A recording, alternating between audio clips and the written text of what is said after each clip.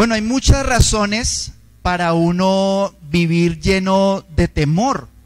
Desafortunadamente hay tantos peligros, hay tantas situaciones que pasan en la vida que parece que lo más natural, lo más lógico es tener mucho miedo. ¿Quién de nosotros no tiene un familiar que cuando está viendo un video de un accidente, por ejemplo, se accidentó alguien en una moto y entonces, ¿qué es la primera conclusión a la que uno llega? Usted me hace el favor, no consigue moto, en esta casa nadie se va a montar en moto ni en motorratón, porque a veces pensamos que lo que le pasó a una persona le puede suceder a los demás.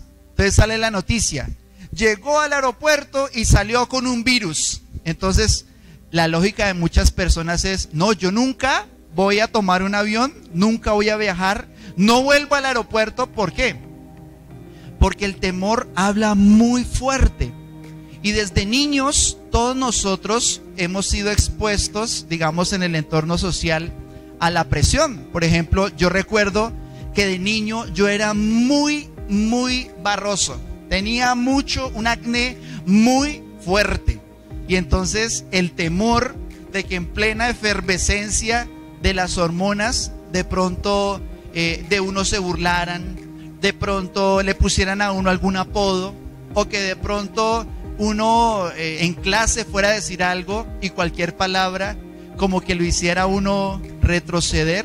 Y a veces tomamos decisiones en nuestra vida basados en el temor, basados en malas experiencias. Pero de lo que quiero que hablemos hoy es lo que Dios hace también cuando habla a nuestro corazón. Lo que produce el Espíritu Santo cuando llega a nuestras vidas es una confianza.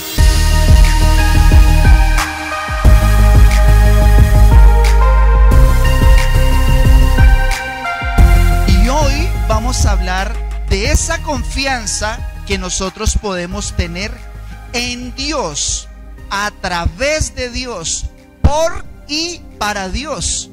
Cuando nuestra confianza, el origen de lo que nosotros somos, cuando vamos a hacer algo y nos podemos sentir seguros, estables, la confianza hace que uno camine seguro. La confianza puede hacer que una persona dé pasos sin temor, con toda la seguridad, sin titubear. Y la confianza hace que uno desde el corazón viva muy libre. Yo no sé si usted conoce a alguien que sea muy confiado y que parece como que todo le sale bien, pero yo no sé si usted también conoce a alguien que tal vez viva lleno de inseguridades. Yo no sé si usted conoce a alguien como yo era, que cuando yo iba a hablarle a alguien no podía mirarle a los ojos. No podía sino mirar al piso, y era muy tímido y siempre me estaba tapando y usaba gorras y siempre me ponía la capucha y siempre era muy callado, porque en mi corazón realmente yo era una persona con un muy mal autoestima, con un pésimo autoestima, hasta que descubrí que alguien me amaba. Hasta que descubrí, con una frase que me dijo mi mamá, que ella fue la primera que yo supe que me amaba genuina y sinceramente. Cuando vemos a alguien cercano que nos ama, que trabaja por nosotros, ¿eso qué produce? Una confianza. Por eso, yo no sé si ustedes lo han notado en el fútbol, pero es una costumbre que cuando uno de los del equipo se equivoca, por ejemplo, le va a pegar al arco y le pega al piso y el balón se va por otro lado. Yo no sé si usted ha notado, pero lo primero que hacen los compañeros del equipo es aplaudirle. Porque cuando hay un equipo, cuando hay una familia y todos van hacia adelante, todos sabemos que no conviene que un miembro del equipo esté desanimado.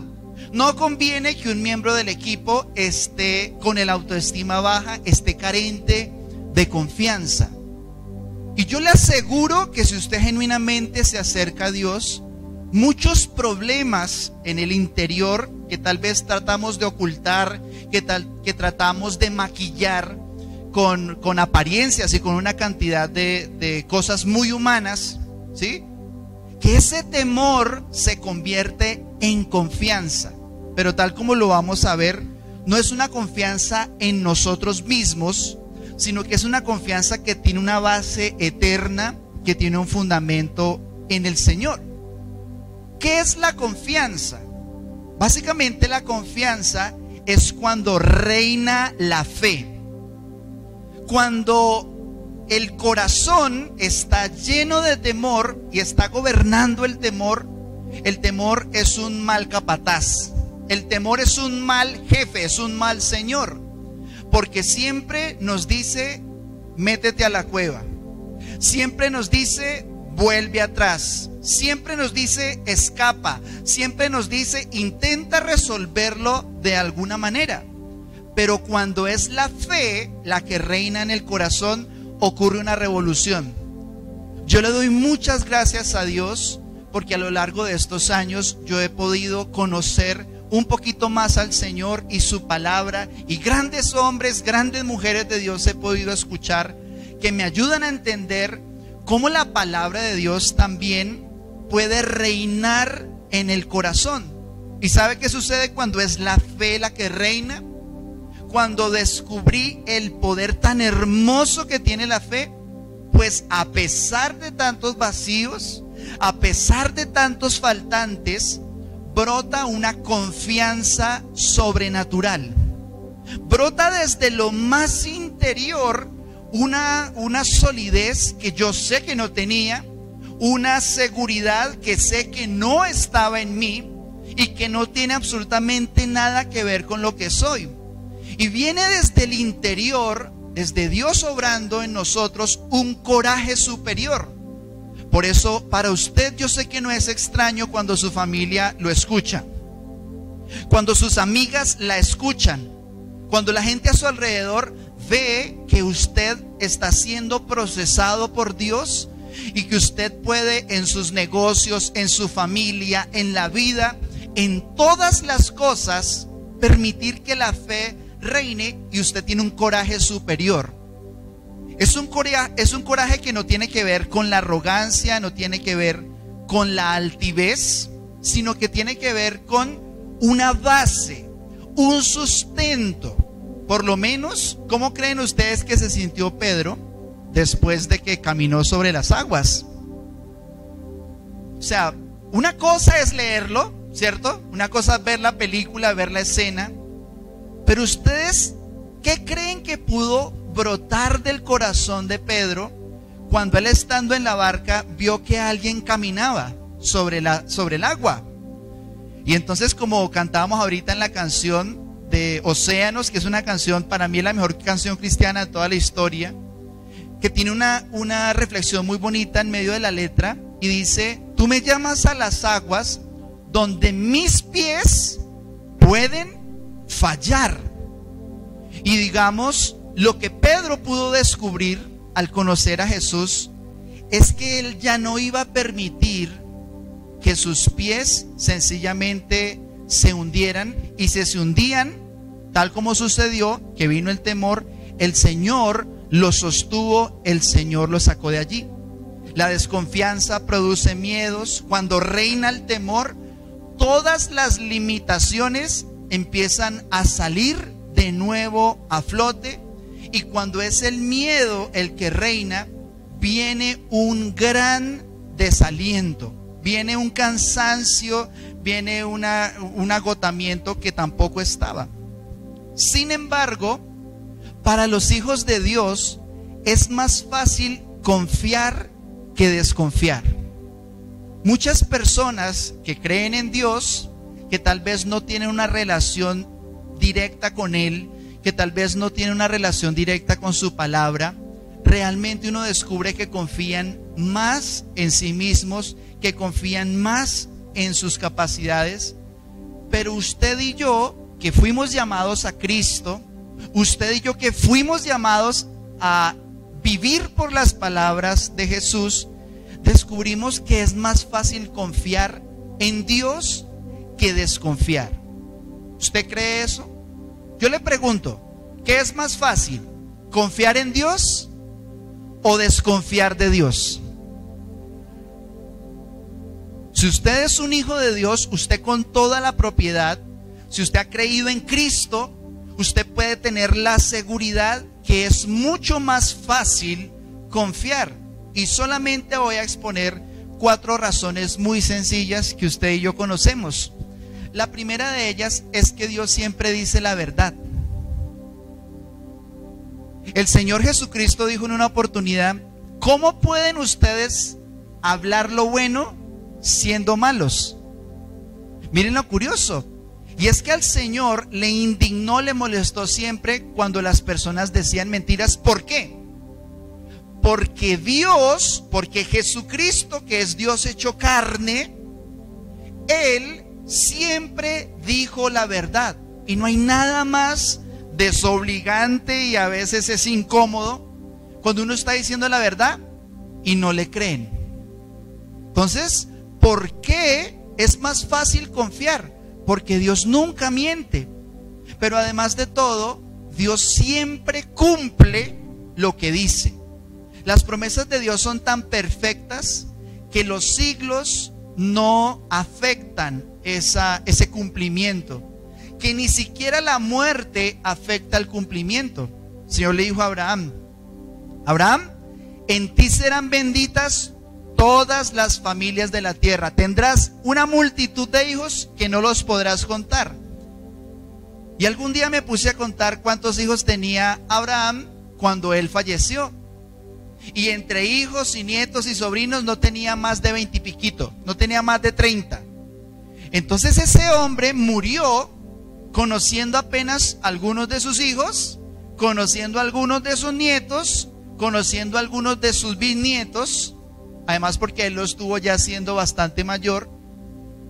Pero ustedes y yo, por la fe, somos hijos de Abraham. ¿Usted sabía eso? La Biblia dice que nosotros tenemos exactamente la misma herencia de Abraham. Entonces lo curioso es que Abraham, cuando cerró los ojos, no había visto con ellos, con sus ojos, sino apenas un puñado de esa promesa. Pero ni siquiera la muerte, como cuando Moisés, el Señor le dijo: llegarás a la tierra prometida. Pero antes de llegar, ahí es cuando él golpea la roca, ¿se acuerdan? Y él es llamado a sus padres, dice, o sea, en otras palabras, falleció, digamos, murió, ¿sí? Porque la Biblia habla del cuerpo de Moisés. Pero en el monte de la transfiguración estaba Pedro, Juan, Jacobo, Jesús, el Padre, y adivine quién más estaba allí: Elías y Moisés. Entonces, miles de años después se cumplió la promesa de que Moisés iba a pisar la tierra prometida. Entonces, tal vez a usted Dios, y a mí, Dios nos ha hecho promesas, pero usted puede estar completamente seguro de que Dios cumple su palabra. Otra de las razones por las cuales podemos entender que es más fácil confiar que no confiar es que Dios es todopoderoso. O sea, entre otras cosas, la media cosita, ¿sí?, de que el Señor es todopoderoso. Usted sabe lo que se siente tener un amigo con plata. Usted sabe lo que se siente tener un familiar político, una persona conocida con influencia. Usted sabe que si conoce a alguien que está en el hospital, que tiene un rango, usted sabe que con una llamada se abren puertas.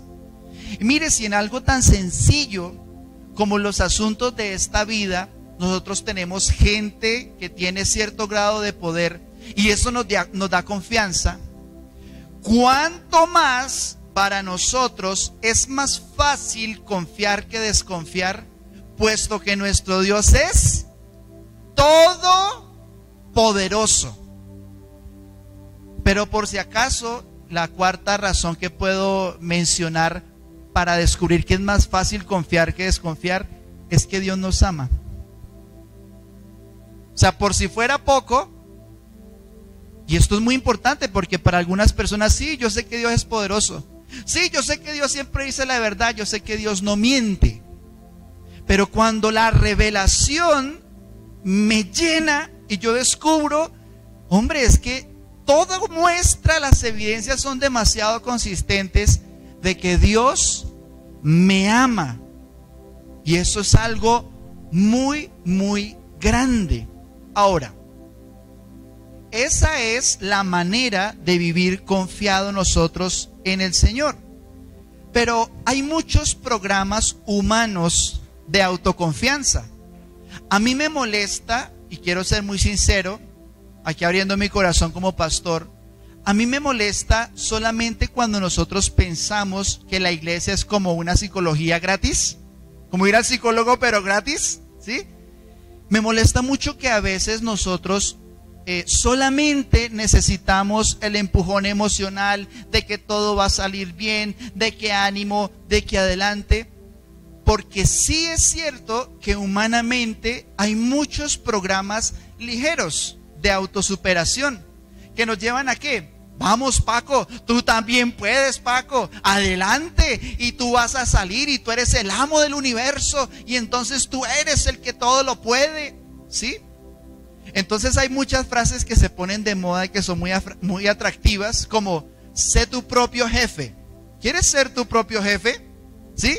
Frases como, oh, tú puedes hacerlo. Frases como, crea tu propio destino. Pero mire, todo eso son placebos emocionales que desafortunadamente ponen el foco en los logros humanos, que ponen el foco en nosotros mismos. La pregunta es, ¿qué sucede cuando nosotros nos miramos a nosotros mismos? ¿Qué sucede cuando nosotros ponemos nuestra atención en lo que somos? Una mujer me dijo, mire, yo no la conocía, me dijo, mire, he abortado 3 veces. He abortado 3 veces y yo quiero ser mamá, con todo mi corazón quiero ser mamá. Y ella estaba embarazada y estaba sangrando, estaba como al 3er, 4 mes de su embarazo. Y me pidieron a mí que fuera a orar por ella. Y la primera pregunta que yo me hice, bueno, ¿y yo qué le digo a esta señora? ¿Yo qué le digo? ¿Cómo le puedo yo ayudar a ella? Pero inmediatamente la palabra de Dios, que es el depósito que ya había recibido, empezó a florecer. Y el que empezó a hablar no fue Andrés. El que empezó fue Dios, fue Jesucristo a hablar. Y le pude hablar de fe, le pude ministrar fe, le conté testimonios, le mostré en las escrituras que ella consistentemente podía confiar en Dios. Y ella llorando, yo le dije, ¿tú crees que Dios puede hacer que tú seas mamá? Porque ustedes saben que entre más abortos, más difícil es después el embarazo, ¿no?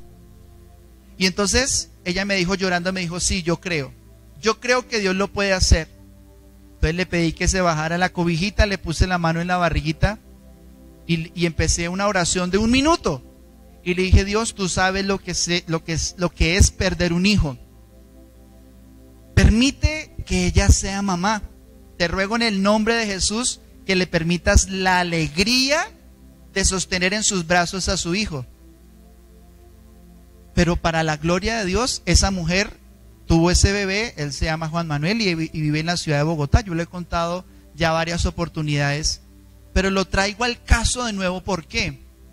Porque cuando nosotros vamos a servir a Dios, cuando nosotros vamos a ministrar al Señor, si nos miramos a nosotros mismos, viene esa pregunta, ¿yo qué digo? ¿Qué hago? ¿Qué aconsejo? ¿Qué palabra? ¿Qué enseño? ¿Qué canto? ¿Qué predico? Pero si nosotros miramos al Señor y sabemos que el que hace la obra es Dios, ya no depende de mis logros servir a Dios. Ya no depende de mis fracasos no servir a Dios. Por eso nosotros siempre ponemos la mirada en Jesús.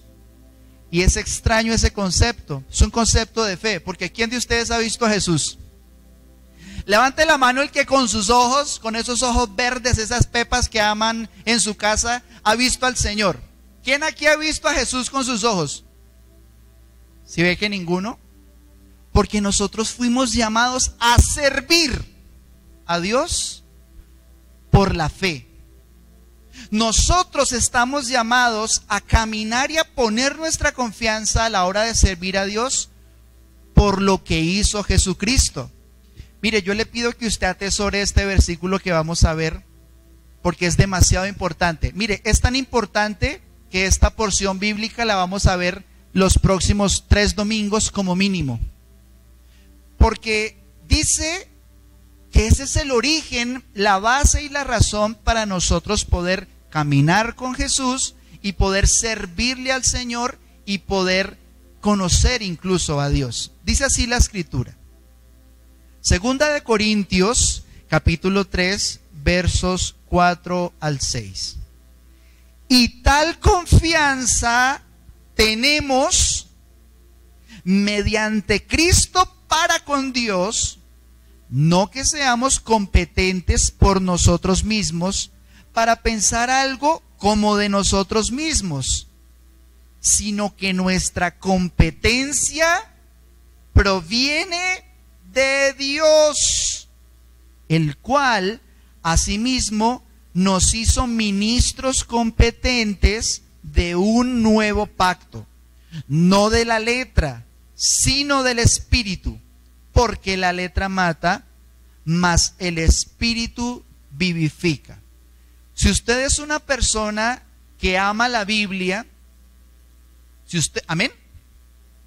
Si usted es una persona que ama la palabra, usted sabe lo importante que es memorizar las Escrituras. Y hay 2 palabritas aquí juntas que son demasiado poderosas y demasiado hermosas, y es confianza tenemos. Confianza tenemos. Es una declaración tan relevante que cuando usted le llegue el parte médico y usted se acuerda de la Escritura, usted dice, confianza tenemos.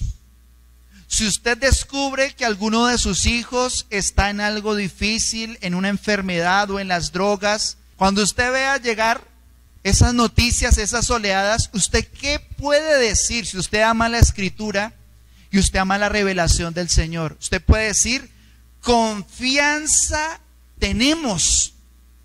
Porque yo lo puedo plantear aquí como pregunta. ¿Usted tiene confianza? ¿Usted siente en lo más íntimo y privado de su corazón que usted tiene confianza con Dios? ¿Sabe qué dice de Abraham? Que él era el amigo de Dios. Es la única persona en el Antiguo Testamento de quien se dijo que Dios lo mencionó diciendo, él es mi amigo. Amigo es alguien cercano.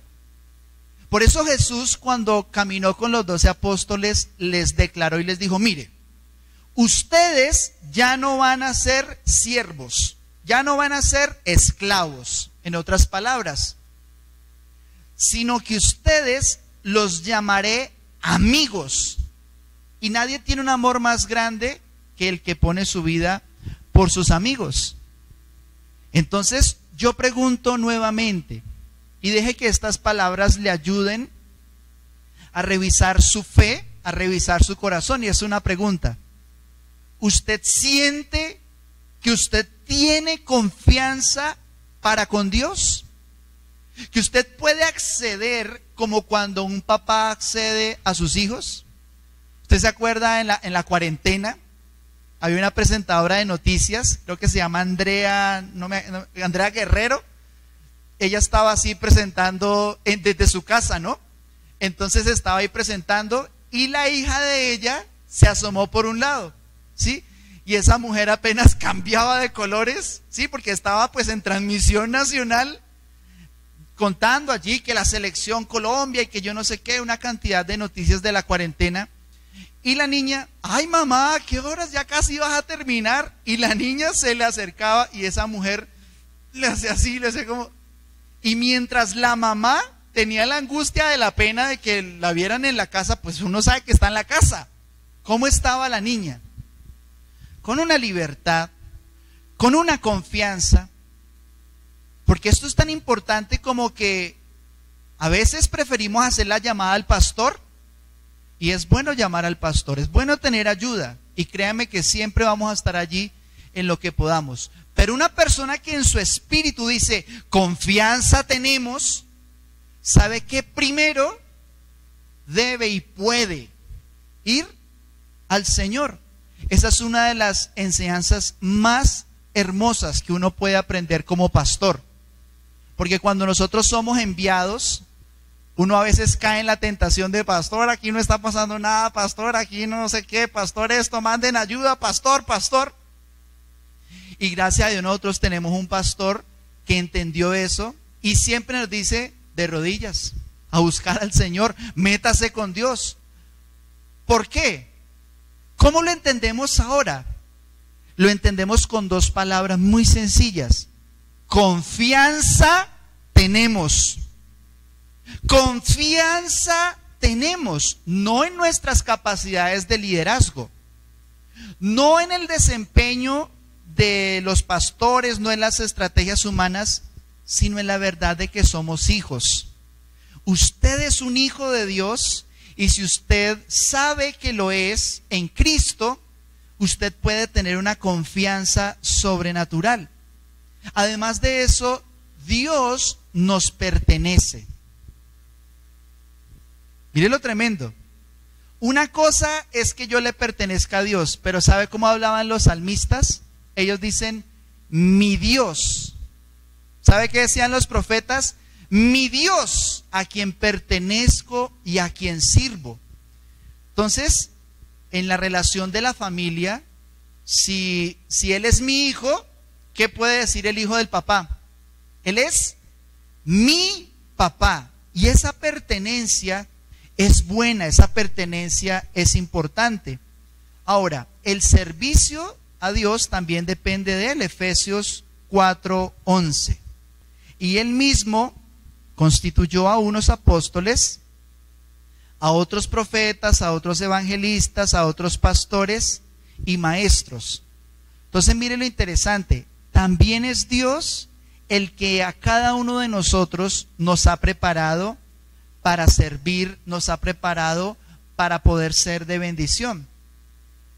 Pero ese pasaje que leíamos al principio dice, confianza tenemos mediante Cristo. Mediante Cristo. La palabra que ahí se tradujo como mediante es la palabra dia, como día, pero con tilde en la A. Media, que significa estar en la mitad, estar en el medio, trae la idea de puente o de atravesar. Entonces, ¿por qué nosotros podemos confiar? O más bien, ¿por quién podemos confiar? Por medio de Cristo, por medio de Jesús. A mí me asombra mucho esa posición tan perfecta que ocupa Jesús, porque Jesús está del lado de Dios a favor de los hombres, pero está del lado de los hombres a favor de Dios.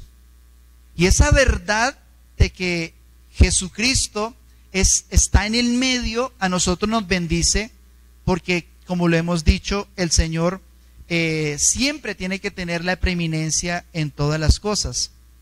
Y dice, paz tenemos para con Dios. Paz tenemos para con Dios.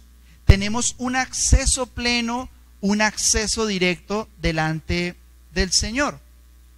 Y dice que no es por medio de nosotros, que no somos nosotros ni el origen, ni la causa, ni el final de nuestra confianza. Por eso de vez en cuando nosotros ponemos demasiado nuestra confianza en nosotros mismos, es bueno que el Señor a veces nos despierte, es bueno que el Señor a veces nos sacuda un poquito para descubrir que realmente nunca han sido nuestras capacidades, que nunca ha sido, digamos, cualquier virtud humana, porque en lo que leíamos dice el apóstol Pablo, no como que nosotros tengamos alguna competencia, sino que nuestra competencia proviene de Dios. Pero bueno, ¿y qué pasa con las capacidades humanas? ¿Qué pasa entonces si nosotros que queremos servir al Señor, tenemos algunos talentos, tenemos algunas capacidades humanas.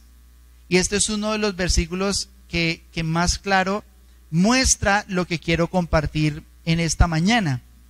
Y está en Éxodo capítulo 3, verso 11. Entonces Moisés respondió a Dios: ¿quién soy yo? Miren esa pregunta. Miren esa pregunta, una pregunta casi que existencial. Dice: ¿quién soy yo para que vaya a Faraón y saque de Egipto a los hijos de Israel? Entonces, Dios le dice, le pone a Moisés por delante una tarea imposible de hacer. Por más que Moisés fuera una persona preparada, por más que Moisés fuera egipcio, por más que Moisés tuviera todas las virtudes que uno pudiera mencionar, cuando el Señor nos manda a servirle, cuando Dios nos llama a hacer algo, ¿sabe qué es lo primero que pasa? Brota esa pregunta: ¿quién soy yo? Yo recuerdo que apenas teniendo 21 añitos, teniendo apenas 20, 21 años, inmediatamente yo empecé a buscar al Señor. Cuando empecé a acercarme a la iglesia, muy pronto Dios me hizo a mí el llamado para servirle. Y yo veía que cualquier otra persona estaba mejor preparada, mejor capacitada, que cualquier otra persona era más talentosa, más pinta, con más plata, con más estudios, porque en mi interior pensaba que servir a Dios dependía de mis capacidades humanas. Pero ¿sabe de qué ejemplo es Moisés? Moisés es precisamente un ejemplo de incapacidad. Porque una cosa es que los demás no crean en usted, pero otra cosa es que ni siquiera usted crea en usted mismo. Les presento a Moisés, una persona que no creía en sí mismo, porque él dijo: ¿quién soy yo? ¿Quién soy yo para que vaya a Faraón y saque de Egipto a los hijos de Israel? Pero la respuesta de Dios es muy preciosa. El verso siguiente, en el verso 12, dice que Dios le respondió: ve, porque yo estaré contigo. A mí me fascina conocer pastores y escuchar su historia, porque yo siempre veo a gente que admiro mucho y que amo mucho. Además, porque son consiervos y ellos entienden también de lo que se trata servir a Dios. Pero me encanta escuchar, hay un pastor aquí en Popayán que yo lo veo, yo amo mucho ese señor, ¿sí? A mí me encanta escucharlo porque él habla con mucha sencillez. Y cuando nos empezó a contar la historia, resulta que vivió en Siloé, por allá en el barrio de la loma, más loma de Cali, y eso mataba y comía del muerto, y eso era un problema, y estaba en las drogas, y hacía, bueno, es un dicho, ¿no? No es que mataba y comía del muerto, ¿no? Es un dicho porque no se escandalicen, tranquilos, sí, no era caníbal, es un decir. Pero y estaba en las drogas y dormía en la calle y en los parques, y yo decía, ¿a qué horas? No, que yo dure yo no sé cuántos años con un costal al hombro. Yo, ¿pero a qué horas? Pero una persona completamente dignificada, levantada por Dios, lo que ningún psicólogo pudo haber hecho, permitir que tremenda persona, tremenda historia, sea un ejemplo. Pero no un ejemplo de autosuperación, un ejemplo de confianza en el que dijo: yo estaré contigo todos los días de tu vida. Porque entre una persona más fuerte es, más le cuesta darle la gloria a Dios. Pero entre una persona entre más débil es y vienen los resultados, ¿qué es lo que puede decir? Yo sé quién fue. ¿Y sé que no fui yo? Sé que fue Dios. Miren esta respuesta del Señor: ve, porque yo estaré contigo. Por ejemplo, en la iglesia, cuando le pedimos a alguien que nos acompañe o que sirva o que apoye en el ministerio, que esté en el grupo de alabanza, qué sé yo, la pregunta brota también: ¿pero quién soy yo? Si yo me conozco, yo me he visto, yo sé quién soy yo. Pero inmediatamente empieza Dios a obrar y a convencer el corazón y te dice: ve, porque yo estaré contigo. ¿Y sabe qué hizo Moisés? Fue. ¿Y por qué fue? Porque Dios estaba con él. Por eso Moisés es un ejemplo de falta de confianza en sí mismo. Ahora, ¿qué pasa con las capacidades morales? ¿Qué pasa con todos esos vacíos que hay en la moralidad, todos esos faltantes que hay en nuestra persona o en nuestra personalidad? Y vamos a ver un pasaje que nos sirve también para entender que todo lo hace el Señor a pesar de nosotros. Primera de Corintios, capítulo 15, versos 9 y 10. Dice Pablo: no soy digno de ser llamado apóstol. Mire, empezamos súper bien. Esa es una declaración. O sea, él no estaba aquí siendo humilde. No, es que de verdad no era digno de ser llamado apóstol. ¿Por qué? Él explica: porque yo perseguía a la iglesia de Dios. ¿Usted sabía que el más grande evangelista de todos los tiempos, que fue el apóstol Pablo, fue también el más acérrimo perseguidor de la iglesia? Pues imagínense que cuando nosotros empecemos a crecer cada vez más, cuando seamos 500, cuando seamos 1000, usted se va a acordar de mí y usted puede estar seguro de que las noticias van a empezar a hablar de la iglesia, de que las noticias van a empezar a decir cualquier, y pueden salir en cualquier momento muchas cosas en contra o acusaciones, pero dice el apóstol Pablo: no soy digno de ser llamado apóstol porque perseguía la iglesia de Dios. Así que si alguien se levanta contra nosotros, no se nos haga raro que aunque un Saulo nos persiga, Dios haga que ese se convierta en un gran Pablo. ¿Hay alguien aquí que se burlaba de sus familiares por ser cristianos? Muy bien, ¿quién más? Aquí tiene 2 de sus hermanos, ¿sí? ¿De los 2 se burlaba? Ah, bueno, véalo, y ahora es el primero que llega todos los días. Primera fila, todos los días, es el más puntual, mírenlo, ahí está.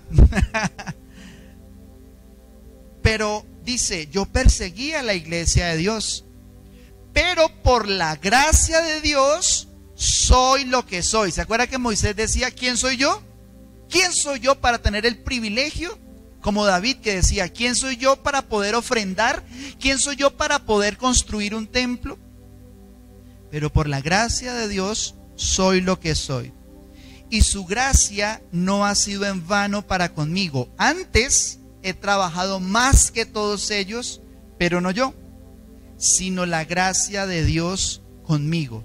Por eso el apóstol Pablo, si Moisés es un ejemplo de incapacidad y de falta de fe en uno mismo, el apóstol Pablo es un ejemplo de cómo, a pesar de una moralidad dudosa, alguien que perseguía, que casi que mataba a cristianos, a pesar de esa moralidad dudosa, él es un ejemplo de gracia.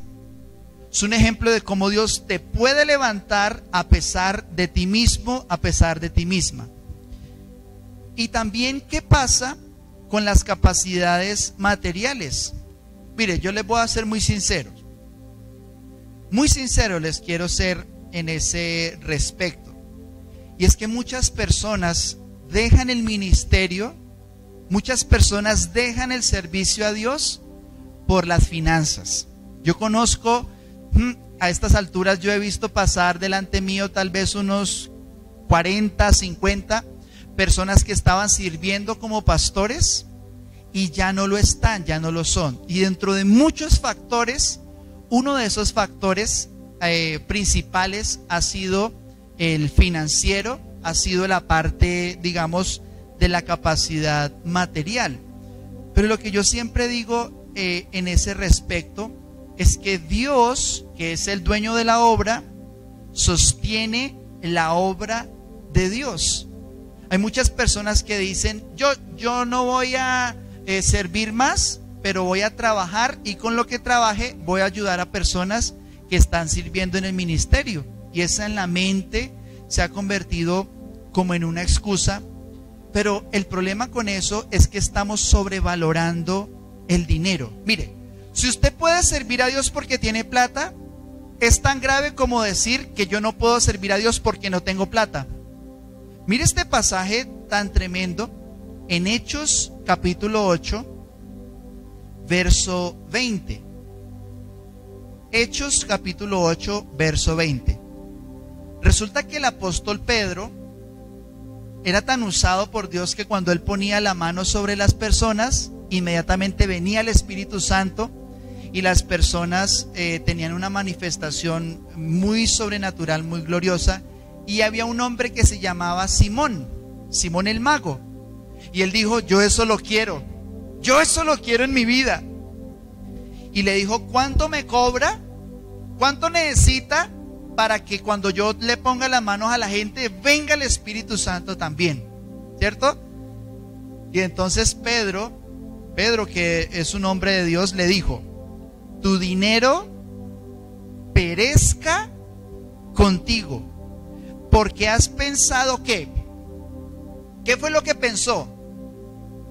Pero él lo dijo, mire, yo pienso que el don de Dios se obtiene con dinero. No.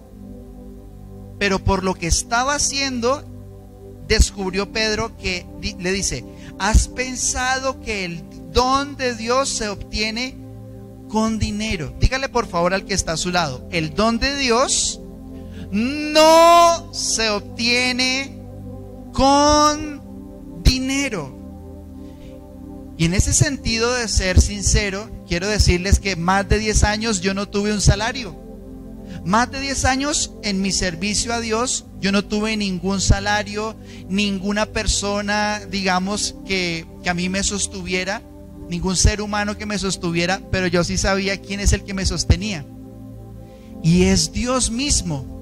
Y yo le doy muchas gracias a Dios por cada persona que diezma, por cada persona que siembra, por cada persona que ofrenda, porque yo sé que eso es algo que ha hecho Dios.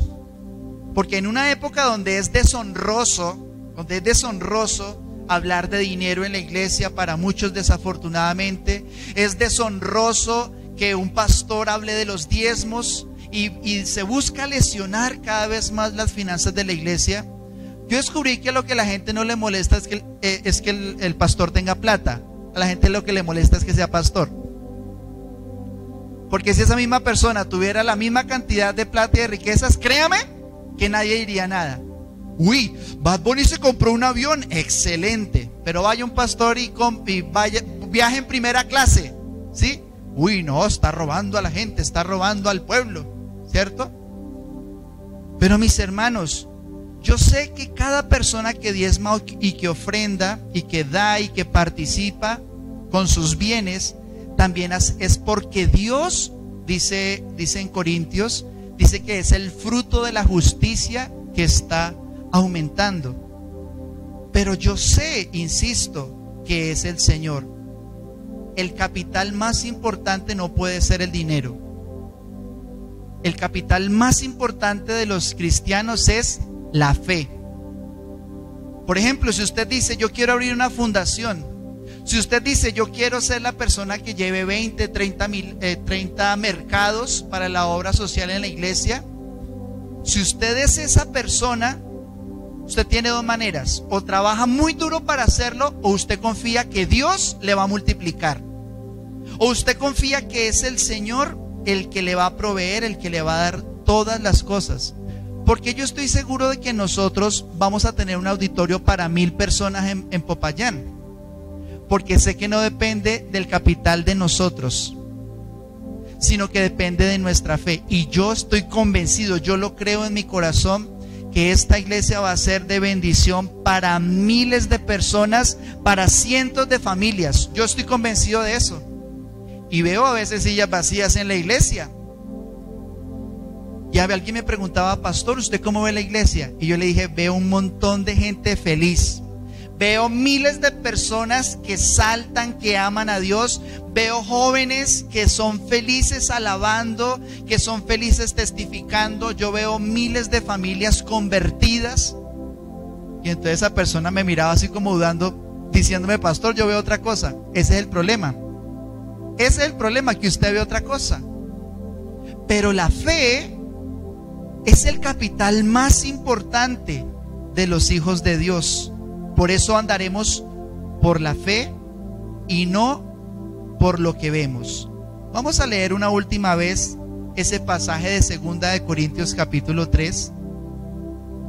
Y yo le pido que usted durante este mes, por favor, lo esté repasando, si usted lo puede memorizar, porque es la verdad. Dice: tal confianza tenemos mediante Cristo para con Dios, no que seamos competentes por nosotros mismos, como para pensar algo de nosotros mismos, sino que nuestra competencia, ¿de dónde proviene? Proviene de Dios, el cual nos hizo ministros competentes de un nuevo pacto, no de la letra, sino del Espíritu, porque la letra mata, mas el Espíritu vivifica. Así que usted, a la hora de enfrentarse a las deudas, a la enfermedad, a la persecución, a la opresión, a la depresión, a cualquier conflicto, usted puede decir: confianza tenemos mediante Jesús. Amén.